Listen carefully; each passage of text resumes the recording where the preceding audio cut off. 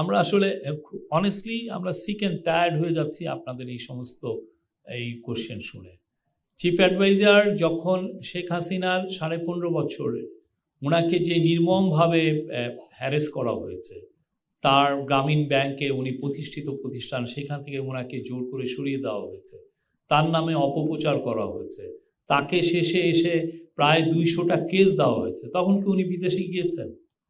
উনি 6 তলা, আপনি তো যান নাই, আমি গিয়েছি 6 তলায় ওনাকে পায়ে হেঁটে, এটা যে স্টিপ একটা সিঁড়ি, আমি ওইখানে উঠেছি, এবং ওনার যিনি লং টাইম কলিগ, এই যে মোহাম্মদ শাহজাহান সাহেব, উনি একদম অসুস্থ ক্যান্সারের পেশেন্ট, তাকে চেয়ারে করে নিয়ে উপরে উঠানো হয়েছে। তো তখন কি ওনারা বিদেশে গিয়েছেন? উনি একজন গর্বিত বাংলাদেশী, খুবই প্রাউড বাংলাদেশী। যারা এগুলো প্রশ্ন করেন, প্রশ্ন করার আগে একটু ভেবে দেখেন আপনি কি প্রশ্নটা করছেন।